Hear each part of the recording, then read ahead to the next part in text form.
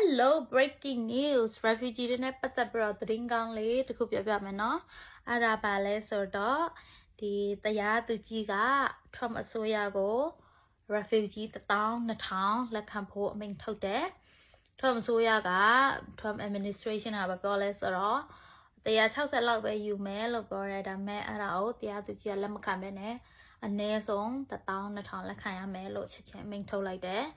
အဲ့ဒါအမြန်ဆုံး start လုပ်ပါအမြန်ဆုံးစပါလို့ပြောတယ်ဆိုတော့ဒီ Monday May 12ရက်နေ့မှာ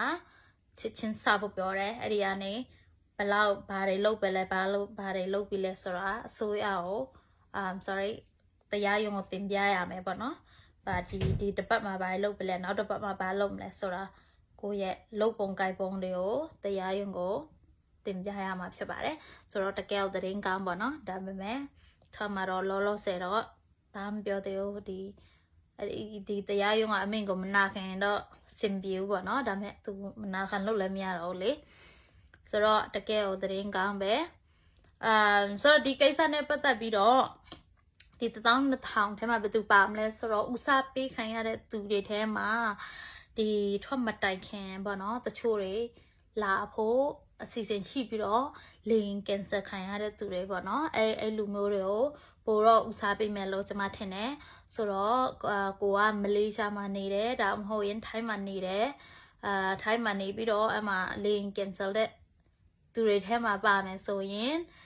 ဒီခုတလောမှာတေချာရုံးဖုန်းတွေကိုတေချာ use site ပါပြီးတော့ email တွေ check ပါရုံးကဘာပြောလဲပေါ့နော်ရုံးကဖုန်းခေါ်လားမခေါ်လားပေါ့နော်ကိုယ့်ရဲ့ case တွေကိုတေချာ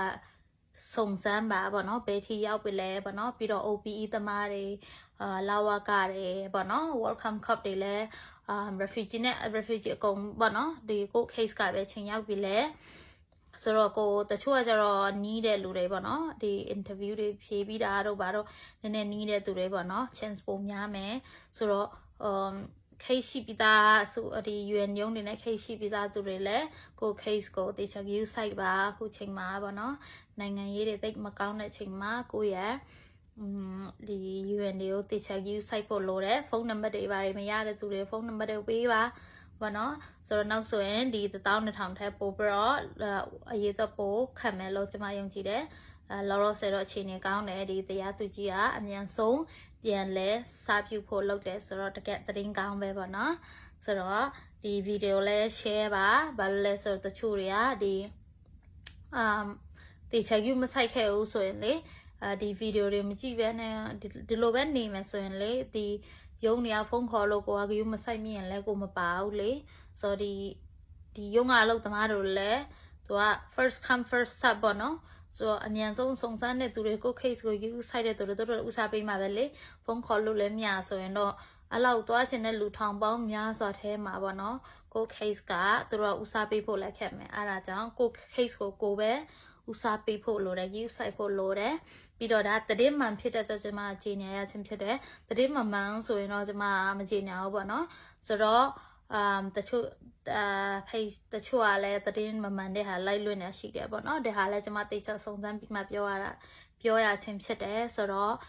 ကျွန်မ update ပြန်လုပ်တာပါเนาะကျေးဇူးအများကြီးတင်ပါတယ် okay